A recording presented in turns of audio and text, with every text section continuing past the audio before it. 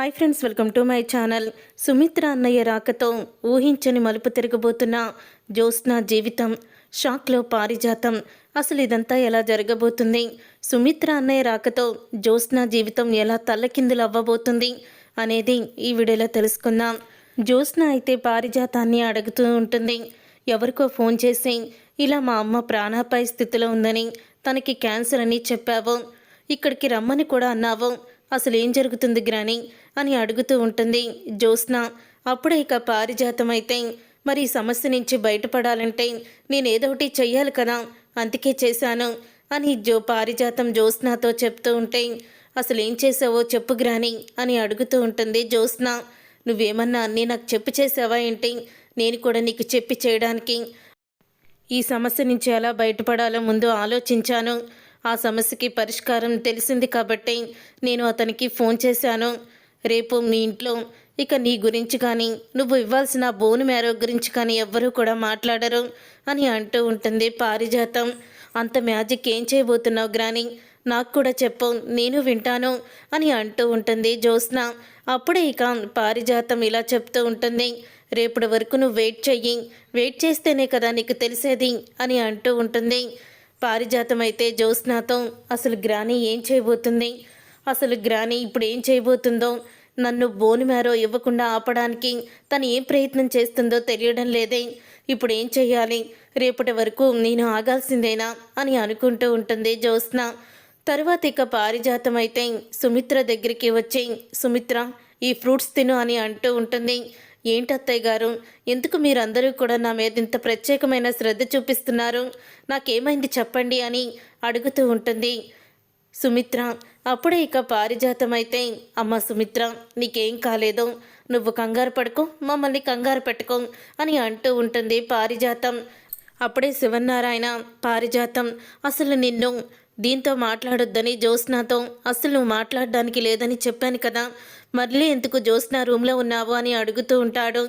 అప్పుడే ఇక శివనారాయణతో జ్యోత్స్న, ఏంటి తాత, ఎందుకు నన్ను ఇలా దూరం పెడుతున్నారు, నేనేం తప్పు చేశానని ఇప్పుడు నన్ను అలా తప్పు చేసిన దానిలాగా ద్వేషిస్తున్నారు అని అడుగుతూ ఉంటుంది. ఏం తప్పు చేసావో నీకు తెలీదా, నువ్వేం తప్పు చేసావో నీ మనస్సాక్షిని అడుగు చెప్తుంది. కానీ ఈసారి నా కళ్ళు కప్పి కానీ, దశరథ కళ్ళు కప్పి కానీ, ఇంకా ఇంపార్టెంట్గా కార్తీక్ కళ్ళు కప్పి కానీ నువ్వు ఎక్కడికి కూడా వెళ్ళలేవు అని చెప్తూ ఉంటాడు శివనారాయణ. ఇంతలో ఇక శివనారాయణ అలా చెప్తూ ఉండగా దాసు అయితే వస్తాడు. ఇక దాసు రావడంతో అప్పుడే ఇక జ్యోత్స్న అయితే, దాసుకి మమ్మీకి క్యాన్సర్ అని తెలిస్తే, ఇలా బోన్ మ్యారో ఆపరేషన్ గురించి కూడా తెలిస్తే ఖచ్చితంగా నిజాన్ని బయట పెట్టేస్తాడు, ఇప్పుడు ఏం చేయాలో అర్థం కావడం లేదే అని అనుకుంటూ ఉంటుంది జ్యోత్స్న. అలా అనుకున్న జ్యోత్స్న ఇక వెంటనే దాసుని కలుద్దామని ఇక కిందకైతే వెళ్తుంది.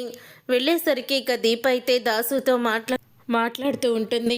ఈ దీప మొత్తం చెప్పిందా లేదో అర్థం కావడం లేదే అని అనుకుంటూ ఉంటుంది జ్యోత్స్న. అప్పుడే ఇక దాసు అయితే జ్యోత్స్నాని చూసి, ఎలా ఉన్నావమ్మా అని అడుగుతూ ఉంటాడు. నేను బాగానే ఉన్నాను అని అంటూ ఉంటుంది జ్యోత్స్న. కాశీ చేసిన తప్పు నీకు తెలిసే ఉంటుంది కదా, అయినా ఏం పాపం చేశామో కానీ ఇలాంటి పిల్లలు పుట్టారు. ఒకరేమో ఒకరి జీవితాన్ని నాశనం చేయాలని ఆస్తి కోసం అంతస్తు కోసం ఎదురు చూస్తూ ఉంటే, మరొకరేమో ఉన్న ఉద్యోగాన్ని ఊడబీక్కొని మామగారిని కూడా జైల్లో పెట్టించి చెప్పుడు మాటలు విని ఇప్పుడేమో రాక్షసులా తయారయ్యారు అని అంటూ బాధపడుతూ ఉంటాడు దాసు. అయితే ఇక ఆ మాట విని ఒక్కసారి షాక్ అయిపోతూ ఉంటుంది జ్యోత్స్న. అయితే ఇక కార్తీక్ అయితే ఏమీ తెలియనట్టు, అదేంటి దాస్ మావయ్య అలా మాట్లాడుతున్నావు, నీకుంది దాసు కాశీ ఒక్కడే కదా అని అంటూ ఉంటే, లేదు నాకు ఒక కూతురు కూడా ఉంది, ఆ కూతురు గురించి నాకు టైం వచ్చినప్పుడు నేనే చెప్తాను అని అంటూ ఉంటే, ఆ మాట విని ఒక్కసారి జ్యోత్స్న షాక్ అయిపోతూ ఉంటుంది. ఇక జ్యోత్స్న అలా షాక్ అయిపోతూ ఉండంగానే ఇంతలో శివనారాయణ అయితే వస్తాడు. ఇక శివనారాయణ వచ్చి, ఏ జన్మలో ఏ పాపం చేసుకున్నామో దాసు, మా కుటుంబానికి ఏం పట్టిందో తెలియడం లేదు కానీ మాకు అన్ని సమస్యలే, ఇప్పుడు ఇంటి దీపాలు ఆరిపోబోతున్నాయి, ఇంటికి దీపమైన కోడలు అనారోగ్య పరిస్థితిలో ఉంది, కానీ అనారోగ్యం నుంచి కాపాడడానికి జ్యోత్స్న సుమిత్రకి బోన్ మ్యారో ఇవ్వాలి, సుమిత్ర కూతురే కదా జ్యోత్స్న, కన్న కూతురే కాబట్టి వాళ్ళిద్దరి కూడా బ్లడ్ మ్యాచింగ్ అవుతుంది, అందుకని ఇక తనే ఇస్తుంది అని అంటూ ఉంటే అప్పుడే ఇక ఆ మాట విని దాసు షాక్ అయిపోతూ ఉంటాడు. దాసు షాక్ అయిపోతూ అదెలా కుదురుతుంది శివనారాయణ గారు? జ్యోత్స్న వదిన బ్లడ్ గ్రూప్ మ్యాచ్ అయిందా? వాళ్ళిద్దరు బ్లడ్ మ్యాచ్ అయింది అన్నీ చూసుకున్నారా మీరు అని అడుగుతూ ఉంటే అప్పుడే ఇక ఒక్కసారి షాక్ అయిపోతూ ఉంటుంది జ్యోత్స్న. అవన్నీ మేము చూసుకుంటాం, మీరు వెళ్ళండి అని చెప్తూ ఉంటుంది. ఏంటమ్మా నువ్వు చూసుకునేది? ఏంటన్నయ్య, వదిన ప్రాణాలతో చెలగాటం ఆడాలనుకుంటున్నావా? అసలు జ్యోత్స్న వదిన్ని కాపాడడం ఏంటి? అసలు ఏం జరిగిందంటే అని నిజాన్ని చెప్పబోతూ ఉండగా అప్పుడే ఇక నిజాన్ని చెప్పబోతూ ఉండగా ఇంతలో ఒక కారు అయితే ఇంటి ముందుకు వచ్చి ఆగుతుంది. కారు ఆగిన తర్వాత అప్పుడే ఇక కారులో నుంచి సుమిత్ర అన్నయ్య మహేంద్ర అయితే దిగుతాడు. సుమిత్ర అన్నయ్య మహేంద్ర దిగడంతో ఇక ఒక్కసారి దశరథ అందరూ కూడా షాక్ అయిపోతూ ఉంటారు. ఏంటి నాన్న, సుమిత్ర వాళ్ళ అన్నయ్య అసలు మా చెల్లికి నాకు ఎటువంటి సంబంధం లేదు అని అన్నయ్య చెప్పాడు కదా, మరి ఇప్పుడు ఎందుకు వచ్చాడు అని అంటూ ఉంటాడు దశరథ. నాకు అదే అర్థం కావడం లేదు దశరథ, తను ఇప్పుడు ఎందుకు వచ్చాడో అని అంటూ ఉంటే ఎందుకు వచ్చానో ఏంటి మీకు నన్ను చూసి షాక్ అయిపోతున్నారా? నేను విషయం మొత్తం తెలుసుకొని వచ్చాను, నా చెల్లెలకి బోను మ్యారో ఇద్దామని వచ్చాను అని అంటూ ఉంటాడు. అప్పుడే ఇక ఆ మాట విని దశరథ శివనారాయణ అందరూ కూడా హ్యాపీగా ఫీల్ అవుతారు. నేను కూడా దీని గురించి డాక్టర్ని కనుక్కున్నాను. ఎక్కువగా కూతురి కన్నా తోడబుట్టిన వాళ్ళదే మ్యాచ్ అవుతుందని, నాది కూడా బోను మ్యారో చక్కగా ఉందని, సుమిత్రకి మ్యాచ్ అవుతుందని డాక్టర్ చెప్పారు. అందుకనే సుమిత్రని నేనే కాపాడుతాను అని చెప్తూ ఉంటే మీ మనసులో పాత గొడవలు పెట్టుకొని మళ్ళీ ఈ ఇంటికి రారేమో, ఈ గుమ్మం తొక్కరేమో అనుకుని ఆ రోజు మీకు తోడబుట్టిన వాళ్ళు మీ ఆవిడకి ఉన్నారని డాక్టర్ అడిగినా లేరని సమాధానం చెప్పాం బావా. కానీ మీరు వచ్చి చాలా మంచి పని చేశారు అని అంటూ ఉంటే నేను కూడా అప్పుడు తొందరపడ్డాను బావా. నా చెల్లెలు మమ్మల్ని కాదనుకొని నిన్ను పెళ్లి చేసుకొని నీ దగ్గరికి వచ్చింది. అప్పట్లో మీ జాతకాలు కుదరడం లేదని నేను పెళ్ళిని ఆపేమన్నాను. జాతకాల మీద నమ్మకం పెట్టుకొని నేను మొత్తం కూడా మీ ఇద్దరి జీవితాల్ని నాశనం చేయాలనుకున్నాను. కానీ ప్రేమ ముందు ఈ చేతి రేఖలు జ్యోతిష్యం ఏదీ పనిచేయదని మీ ఇద్దరూ కూడా తెగించి పెళ్లి చేసుకున్నారు. ఇన్ని సంవత్సరాలకి నా చెల్లెల్ని ఎప్పుడెప్పుడు కలుద్దామా అని ప్రతి సంవత్సరం వెయిట్ చేస్తూనే ఉంటున్నాను, తన నుంచి ఏమన్నా పిలుపు వస్తుందేమో అని. కానీ అస్సలు కూడా తను ఎప్పుడూ కూడా పిలవలేదు. కానీ ఇప్పుడు నాకు మీకు ఈ అవకాశం వచ్చింది అని అంటూ ఉంటాడు. కానీ ఇప్పుడు నేను ఒక షరతు మీకు, నేను ఇప్పుడు డోర్ మెహరాని ఇవ్వాలంటే మీరు నాకు ఒక చిన్న హెల్ప్ చేయాలి అని అడుగుతూ ఉంటాడు దశరథని.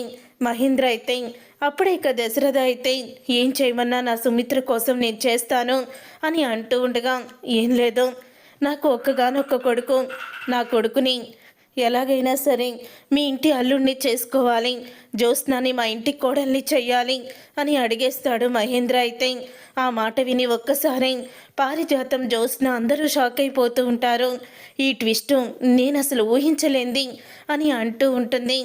పారిజాతం ఇతనేంటి ఇలా చేశాడు, ఇప్పుడు ఇతన్ని నేనే ఫోన్ చేసి పిలిపించానని తెలిస్తే నా మనవరాలు ఇదంతా కూడా నువ్వు చేశావు, అతన్ని ఎవరు పిలిపించమన్నారు, అతను ఇప్పుడు నన్ను ఇంటి కోడలుగా చేసుకుంటానంటున్నాడు అని ఇక నన్ను చావబోతుంది, ఇప్పుడు ఏం చేయాలి అని ఆలోచిస్తూ ఉంటే అదేంటి బ్లడ్ ఇచ్చినంత మాత్రాన కూతుర్నిచ్చి పెళ్లి చేసేస్తారా అని అడుగుతూ ఉంటుంది. పారిజాతం చేయకుండా ఎలా ఉంటాం అత్తయ్య, ఆయన నోరు తెరిచే మమ్మల్ని అడగాలే కానీ మేము వెంటనే జ్యోత్స్నాకి వాళ్ళ అబ్బాయికి నిశ్చితార్థం కూడా చేయించేవాడిని.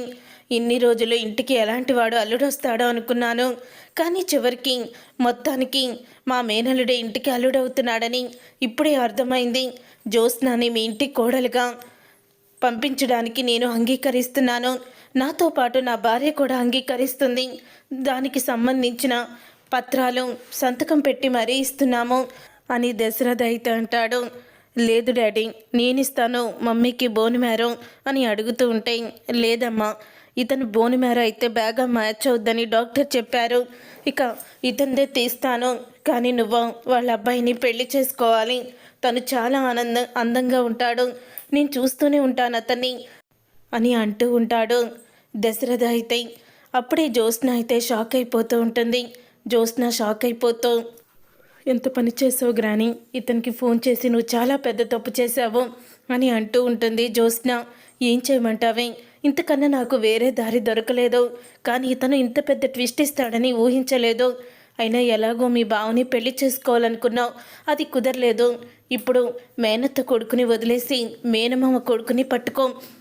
మేనమామ కొడుకైతే నీ మాటే వింటాడు. ఇక నువ్వు ఇంటి వారసురాలువి కాదన్న నిజం కూడా బయటపడదు అని పారిజాతం చెప్తూ ఉంటుంది. చూసారుగా ఫ్రెండ్స్, రాబోయే కథలో ఖచ్చితంగా ఇలాగే జరగబోతుంది.